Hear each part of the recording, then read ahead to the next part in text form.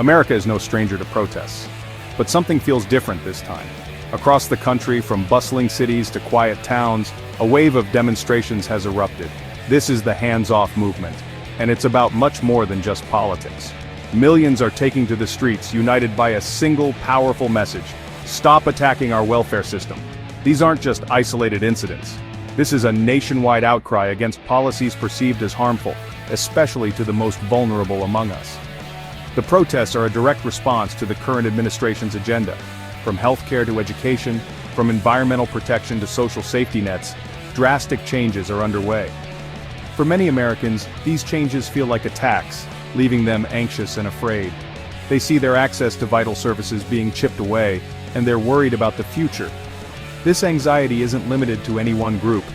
It's a collective unease that's bringing people together from all walks of life. The scale of these protests is unprecedented. People from all 50 states have participated, turning out in numbers not seen in recent history. This isn't just a coastal elite phenomenon either. The heartland is rumbling too, with protests erupting in cities and towns across the country. The message is clear. This is a national movement, fueled by a deep-seated fear that the American dream is slipping away for many. What's driving this widespread anger and fear? At the heart of it is a sense of betrayal. Many Americans feel that the government, instead of working for them, is working against their interests. They see policies designed to benefit the wealthy few while leaving the majority struggling to make ends meet. This sentiment, coupled with the speed and scope of the policy changes, has ignited a firestorm of resistance.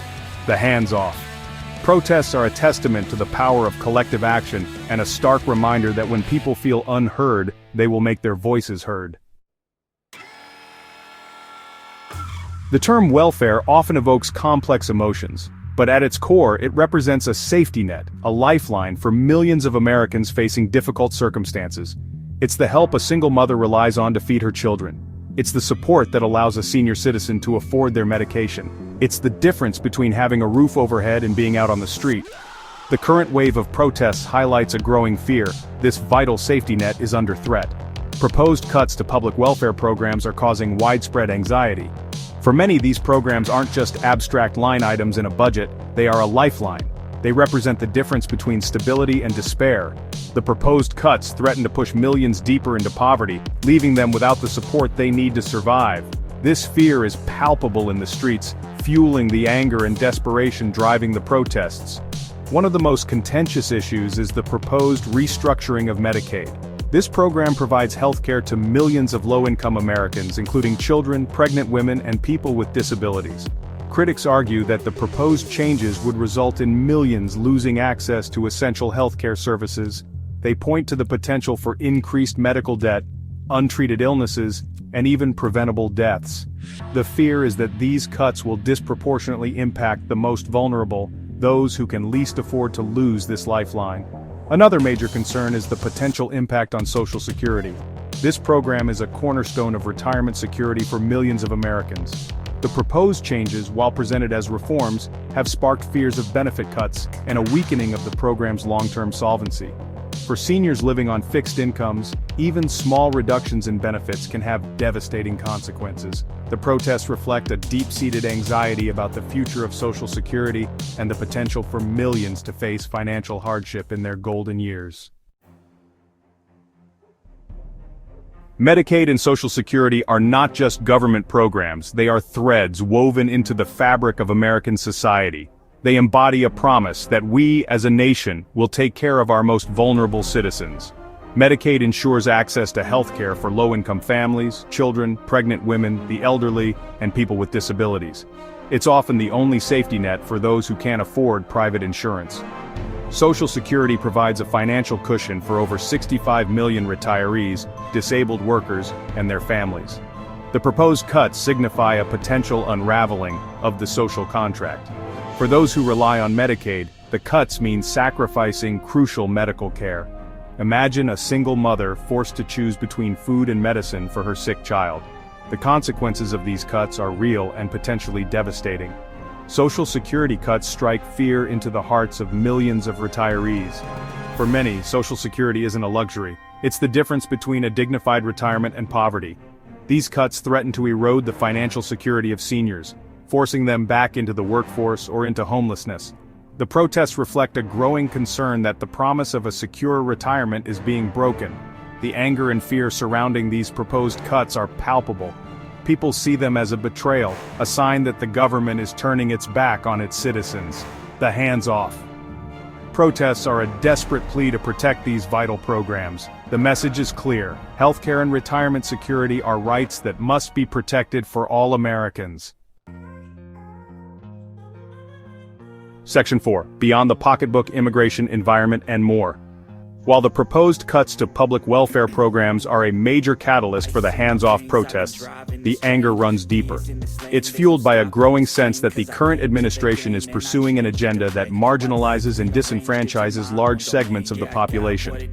From immigration to environmental protection, from LGBTQ plus rights to education, people are witnessing a rolling back of progress, a return to policies they thought were consigned to the past.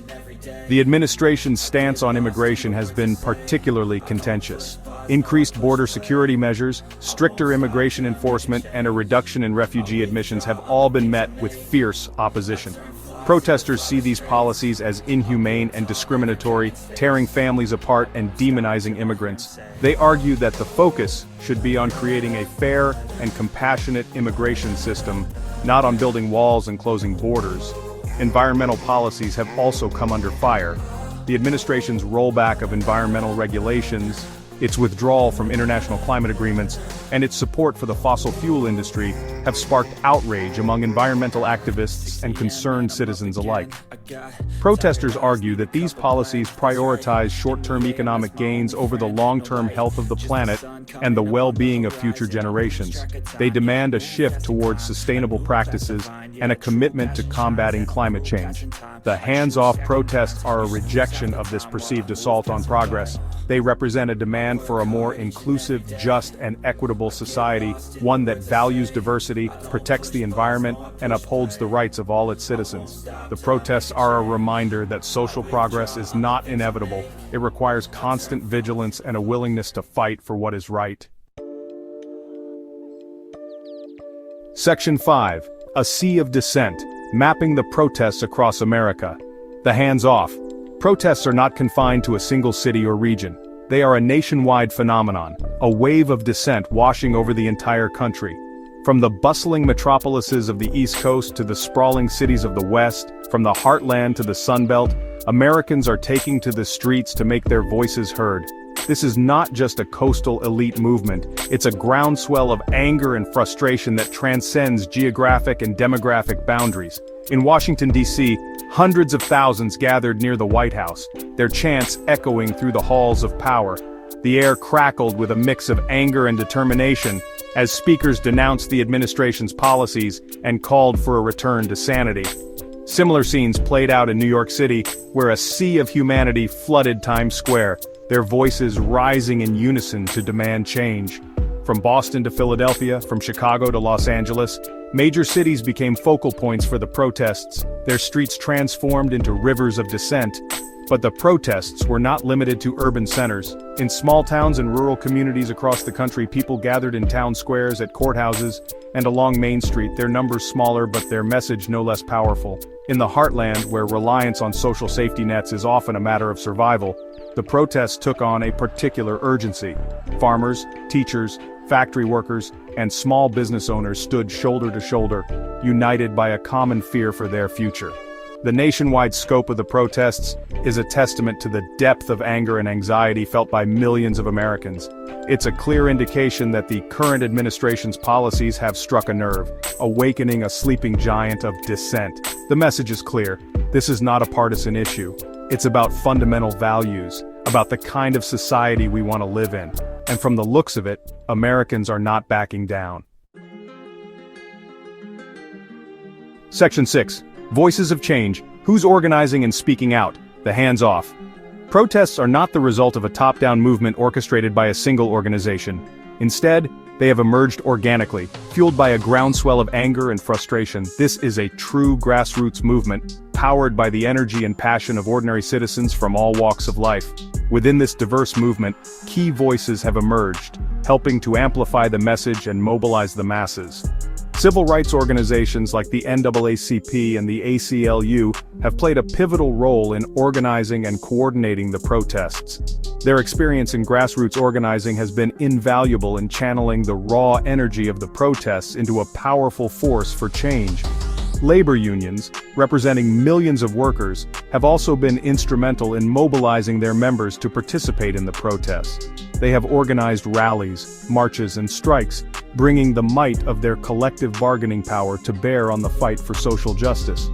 Religious groups have also lent their voices to the chorus of dissent, organizing prayer vigils, interfaith services, and marches. The hands-off. Protests are a testament to the power of collective action, a reminder that when people come together, they can achieve extraordinary things. This is a movement fueled by hope, by the belief that a better world is possible, by the refusal to accept the erosion of hard-won rights and freedoms. It is a movement that shows no signs of slowing down.